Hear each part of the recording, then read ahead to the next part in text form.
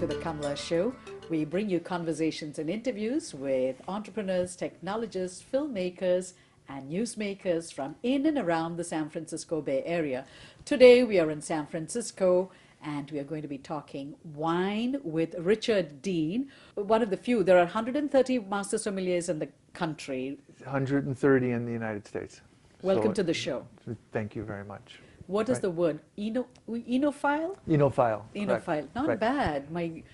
So we're praying to the Greek god Bacchus. Bacchus. Okay. Right. What is, when you say you're a master sommelier, what does that mean?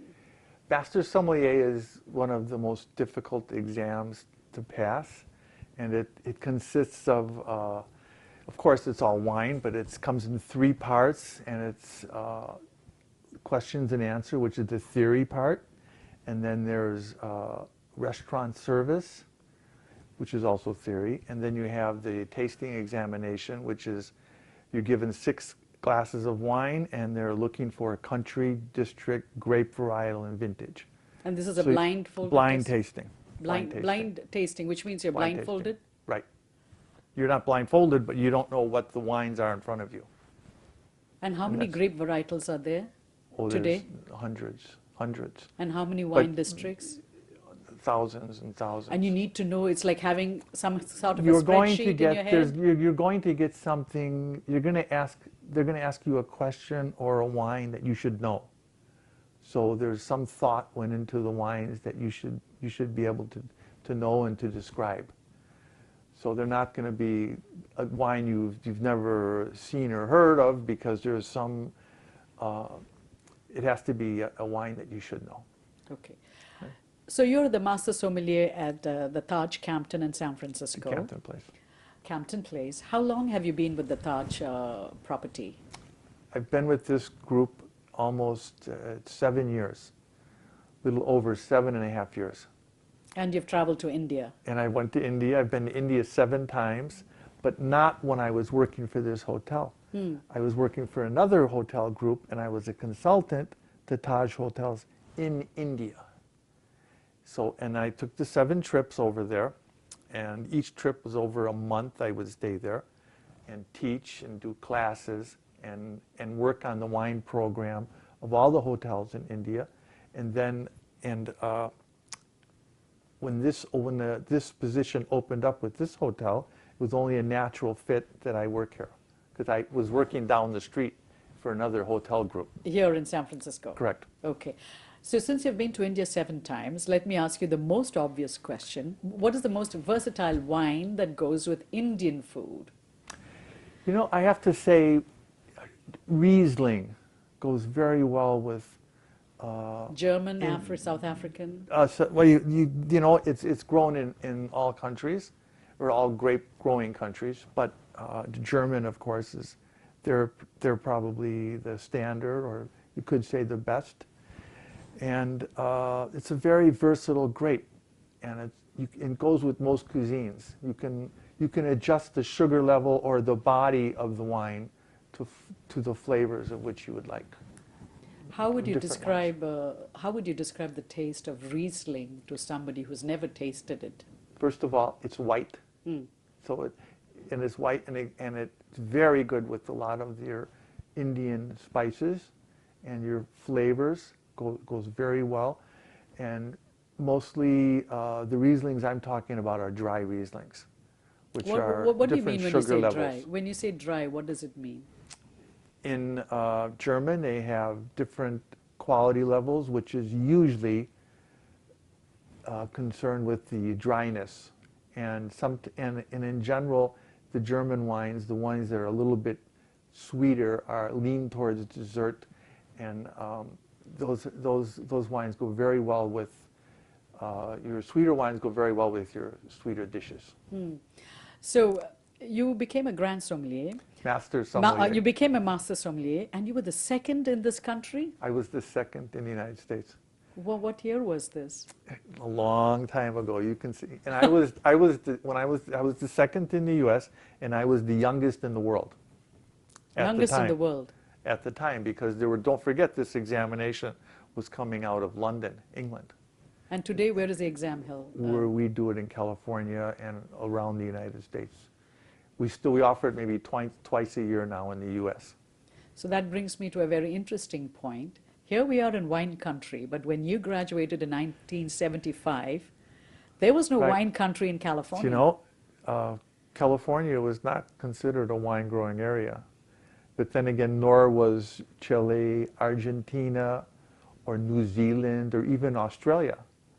I mean, from the British point of view at the time, they were just old world, Europe Europe. at the time. So what was the challenge for you? When was the first time you drank a wine from California?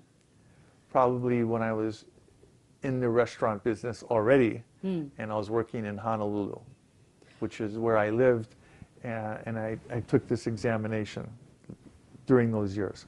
Why did you become a sommelier? Because you did your bachelor's after serving in the army. You got Right. the GI Bill, and that put you in school. You did business right. and accounting. You I know, went to good, the good steady University job. of Hawaii, and I was doing restaurant work at night, and I just I liked it, and I just took it very seriously, and I wanted to pass this examination so I could stay in the business, and which most people do it for a summer. I did it. I've been doing it over 30 years, and I like the idea of working at night, and I like the idea of being off during the day, and it just was a nice lifestyle. So, do you have a good nose? Yes, yes. But like I say, I had to work at it. My point is there are some people who are better equipped with nasal and your smelling and your olfactory senses than others. And I don't think I was ever like a gifted taster, a gifted person. I had to work very hard to pass this examination and to work to get to know a lot about wine and to be a teacher and to teach other people. So I put in my dues, so to speak. So, how did you develop your nose? Because there must have been a process by which you developed your nose. It's just, you know, I think it's something if you apply yourself and if you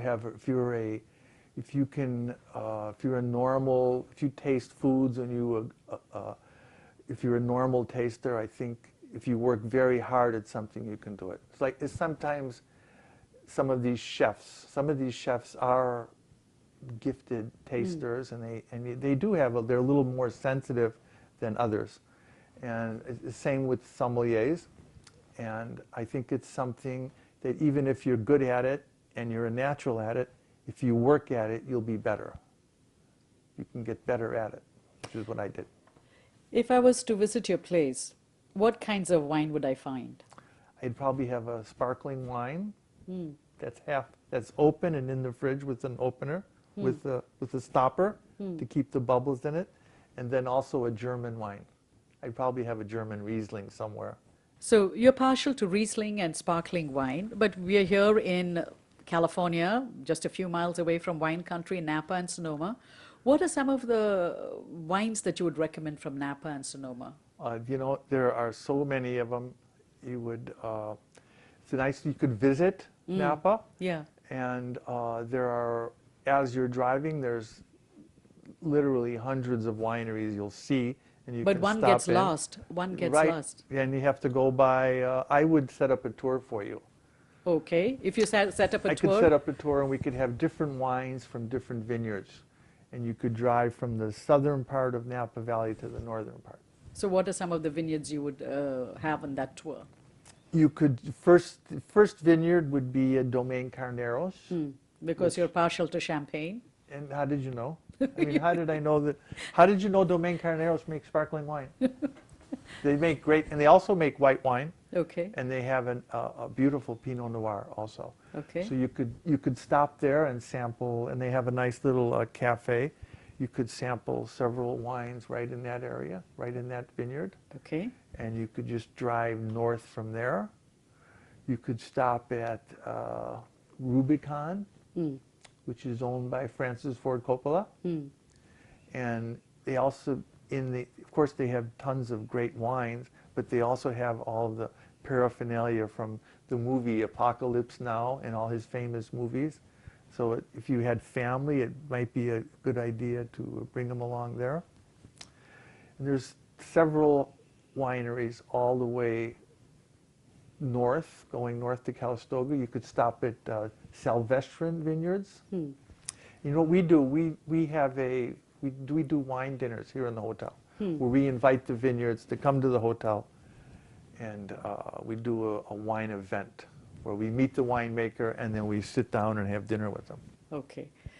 Then moving to Sonoma? Sonoma, you have another several hundred wineries in Sonoma. We're very close to a winery near Santa Rosa called Lynmar, Lynmar. It's a real boutique, small hotel, small vineyard. And then we also, there's Jordan Vineyards in the Alexandra Valley, which is Tom Jordan's winery. At one time, he tried to buy a French chateau and they wouldn't let him, so he built one in California. And it's a big, huge, beautiful chateau. And there's just several Others. And it's best, like I say, to come to one of our wine dinners. I have a Okay. list of them here. Okay, so come to one of your wine dinners. This next question comes from a viewer. They are new to California and they want to know, what suggestions do you have on how they can start experiencing and tasting wines? You know, where should they begin? You have several big wine stores where they usually have somebody there Beverages and more. who can show you. Bevmo is one, and there's several others, but they also always have somebody there to help you out and taste wines. So what wines do you think they should start off with for a newbie? Your basic, one of your and most popular wines in California is your white wine. It's your California Chardonnay. And then you have your lighter red wine, which would be your Pinot Noir. And wine with a little more body is your Cabernet Sauvignon. Okay, so that's the path you would recommend. Start with wine, go with Pinot, and then Have Cab. the three right there would be I think should be the first three wines you taste. And what should be the price range? Does price make a difference? That is, if I pay $100 for a wine bottle, does it automatically mean it's a good bottle? It does. Oh, it does. okay. But you don't have to really be a rich person to be able to go. You shouldn't have to be rich to go in a restaurant and taste their wines and have a flight of wines. So you can have a flight. Most restaurants will offer a flight, which would be 5 or 6 wines, dry to sweet, or light to heavy. We're going to go downstairs and we're going to taste a couple different wines. And you're going to Right. tell us, you're going to walk us through. Assume I'm a Philistine. There we are. I know nothing. So you'll walk us through and tell us, what is it that we look for when we drink a glass of wine? We're going to start with the basics, and we're going to have a quick educational talk in the bistro of the Campton Place, San Francisco.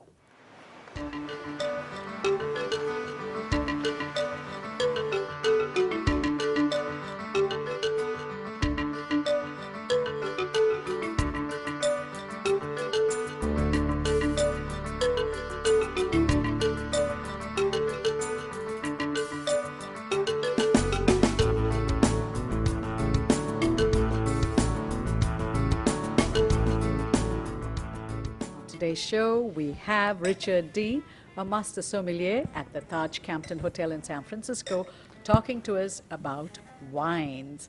And talking about wines, Richard, we have different glasses here. Right, so we have a different glass for your different wines. For example, this is a white Burgundy glass or a Chardonnay glass. This is a white Burgundy made by Bouchard, is the producer. It's from the vintage 2009, and it's from the area of Beaune in France. This is a French white wine, and I'll pour you a little. So why is it so wide, the glass? It just has a different shape and a different. It pronounces the grapes, the smell a little different in each wine, and this is closer to some of the areas. For example, this is a German Riesling grape. Some people call it glass. Some people call it a Sauvignon Blanc glass. We're going to pour a little Riesling in it. Jordan Chardonnay is located in the does it have Alexander Valley. apple? It's a little bit dry. You know, I get a little apple now that you mention it. Sure. I get a little vanilla. You're way too kind. You're way too kind. Vanilla, but vanilla, usually, the smell of vanilla is from the oak. From the oak. Yeah, and this Okay. has a little bit of oak, California Chardonnay from Jordan Vineyards From Jordan Vineyards. in the Alexander Valley. And this one was the, This is the Riesling grape, yeah. or the wine made from the Mosel, and this is again a German Mosel from the made by Hanno Zilliken. He's the producer from the Cabernet. Cabernet is the sugar level. What is the bouquet that I smell? Is that honey? What is it? You have a good nose. I do have a good nose? There's a little hint of honey. There is a little. That's exactly what you That's it. Yeah. You've So you're given me good the at it. blessing. I'm becoming a good. master sommelier. Yes. It has So- and that's just the smell of the grape varietal. The smell, Okay. nice. And this one is the Then you have driest. the white Burgundy, or the French Chardonnay. And that's the driest. Yes. And so you can- Riesling, the mouth is narrow. This one is wide. And some of these glasses, if you went to the area in Europe, they would be using that glass. Some of them. Others are just they look nice and they go well with that particular grape. That is. Then we have a wine made by Randall Graham from Bonnie Doon Vineyard called Les Cigares Volantes. And this is a blend of 3 different grape varietals, your Syrah, Grenache, and Mourvedre. Red wine, which I used the Pinot Noir glass for. No, the real story comes in the smell of the wine. What does that smell of? This has just a beautiful leatherish, maybe you could say leatherish, or a nice, like a cedary nose. More woodsy. Little bit of, So I can fake but too. really, Woodsy. Yeah. With the right promptings, I can also is fake. it? It's a Malbec from Argentina. It's made by Colomé Vineyards in Argentina, and Colomé is owned by the Hess family here in Napa Valley. So it's- there's a California connection. Yes, right. So we're going to open this. Now notice this had a twist top. They're saying that's better for the wine. The twist top is better for the wine than a cork. How many wine bottles do you open in a day? Several. Several? So I'm just going to give it a quick smell just to make sure it has a nice smell. Mm. And then we're going to go ahead and pour.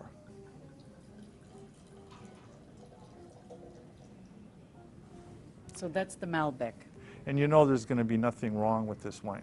Okay. How do you know there's nothing wrong with the wine? Because the wine has too much of a clean nose and a nice clean look to the color. Okay. So there's nothing could possibly be wrong with that wine. Now, you typically don't cradle your wine, right? Is that a big no-no? Some people say so, but you know, if it's only for a minute, why not? But you know? you're the somm. Right. What do You're you not. say? You should not be holding the wine like this because your hand will warm up the wine. So you're going to hold it by the stem. By the stem. Glass Now, of the so stem. this is a Malbec, Malbec. and we were talking that it has got that clean berry taste. What is different about this? I mean, this glass certainly looks very different from the other 3. Are Malbec served in this kind of glass? Along with Merlot in Cabernet Sauvignon. And why does it have such a long, what do you call this? It's just the glass, but that would, you're gonna, that really helps when you look at the legs of Legs. the wine or the tiers, curtains. Just means a little bit about the viscosity of the wine or the body of the wine. Okay. So, and then every month here at the Taj Campton, you have these. We do different wine dinners. We feature a different winery. And since we're almost in Napa Valley or Sonoma, we usually invite wineries that are very close to us. Okay, and then you have dinner, and then with each course there's a meal, there's a wine. That's served. Pairing with each course, correct. Okay. Well, thank you so much, Richard, for walking us through and making us comfortable with our wines here in California. And thank you all for watching. We'll be back again with another show.